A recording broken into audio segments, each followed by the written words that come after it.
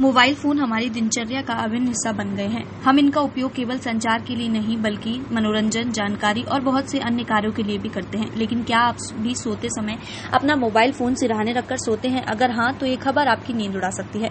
दरअसल एम्स के प्रसिद्ध साइकियाट्रिस्ट डॉक्टर सतीश कुमार ने लोकल 18 की टीम से बातचीत करते वक्त बताया कि वो पिछले 5 सालों से लोगों का इलाज करते आ रहे हैं। उनका कहना है कि यह मोबाइल फोन सिरहाने रखकर सोने की आदत आपकी सेहत के लिए काफी खतरनाक साबित हो सकती है। तो चलिए उनसे बात करते हैं और जानते हैं कि मोबाइल फोन सिरहाने रखकर सोने से हमारी सेहत पर क्या बुरा असर पड़ता है। सर, आपका नाम क्या है? जी, मेरा नाम डॉक्टर सतीश कुमार हुआ। मैंने 2006 में MBBS की स्टडी करी है। उसके बाद साइकियाट्री में 1 साल की रेसिडेंसी करी है। उसके बाद 2015 में एम्स से MD साइकियाट्री 2018 में कंप्लीट करके 2019 से मैं प्राइवेट कंसल्टेंट साइकियाट्रिस्ट के रूप में वर्क कर रहा हूँ। अच्छा, तो मतलब आपको ये क्लिनिक रन करते करते कितना टाइम हो गया? मुझे यह क्लिनिक रन करते करते करीब 5 साल हो गए हैं। अच्छा, तो जैसे कि आपने बताया कि 2 क्लिनिक आप रन करते हैं? जी हाँ, बिल्कुल 2 क्लिनिक है, एक लाजपत नगर और दूसरी नोएडा सेक्टर 44।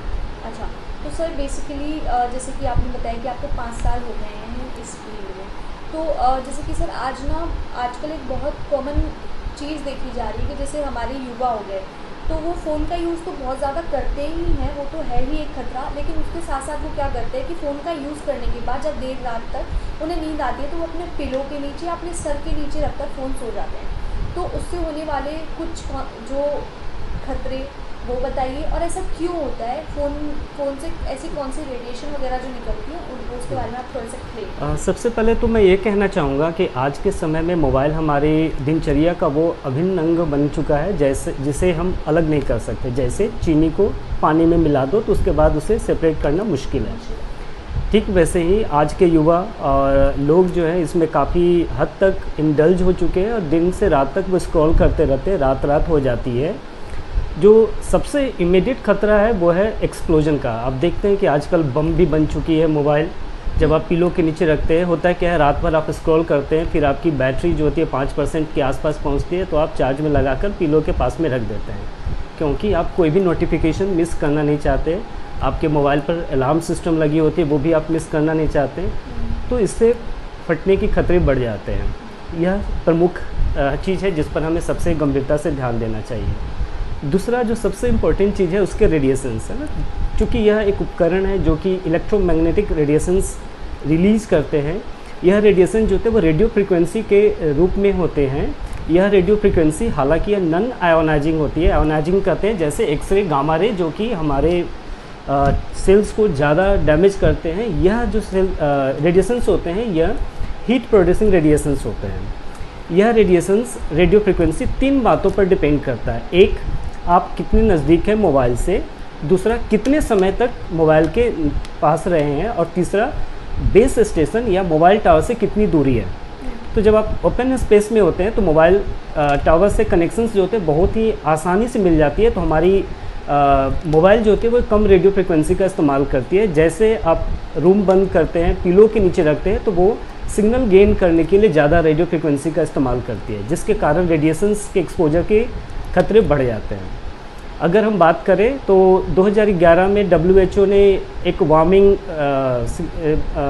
एडवाइजरी दी थी कि इससे ग्लामा होने के खतरे बढ़ जाते हैं, खासकर बच्चों में। ग्लामा एक ब्रेन ट्यूमर है, जो बच्चे जहाँ की ब्रेन सेल्स डेवलप कर रहे होते हैं, प्लस उनके जो स्कल्स होते हैं वो काफ़ी इमेच्योर होते हैं, तो उनमें इनकी खतरा होने की संभावना या ट्यूमर होने की संभावना काफ़ी मानी गई है। लेकिन बहुत सारे स्टडीज़ अभी और भी चाहिए इसको 1-to-1 कोरिलेशन गेन करने के लिए।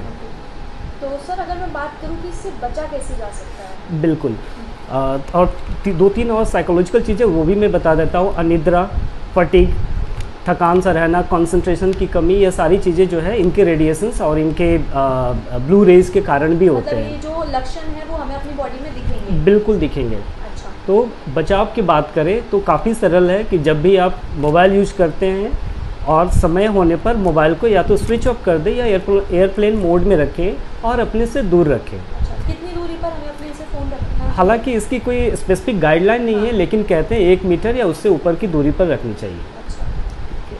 यह आपसे जितना दूर हो उतना ही बेहतर। तो सर अगर जैसे कि मैं बात करूँ कि फ़ोन कई लोग जैसे तकिया के नीचे रखने से कोई चीज़ें होती हैं जो हमारी बॉडी में, मान लीजिए अगर फटना ना हो तो फिर कुछ चीज़ें जो कॉमन प्रॉब्लम हमें अपनी बॉडी में दिखने लगी कि हाँ उस वजह से ही होती है। बिल्कुल, जैसे मैंने बताया कि इसके जो इमीडिएट इफ़ेक्ट होते हैं वो साइकोलॉजिकल इफ़ेक्ट ज़्यादा होते हैं, क्योंकि इसके रेडिएशन से हमारी ब्रेन की मेलाटोनिन और सर्काडियन रिदम जो होती है वो डिस्टर्ब होती है, जिसके कारण स्लीप अवेक साइकिल आपका डिस्टर्ब होना स्वाभाविक है। आप देर रात तक जगे रहते हैं और सुबह लेट तक आप सोए रहते हैं, जिसके कारण आपकी ब्रेन जो होती है वो दिन भर हैवी सी फीलिंग, मतलब भारीपन सा सर में होना, किसी भी काम में फोकस ना होना, याददाश्त कम होना, चीज़ें भूल जाना और चिड़चिड़ाहट, यह भी एक कॉमन सिम्टम है। यह सारे साइकोलॉजिकल सिम्टम्स काफ़ी कॉमन है इस तरह के एक्सेसिव मोबाइल यूज़ या फिर आप पास में मोबाइल का इस्तेमाल करते हैं तो। आकांक्षा दीक्षित, लोकल 18 दिल्ली।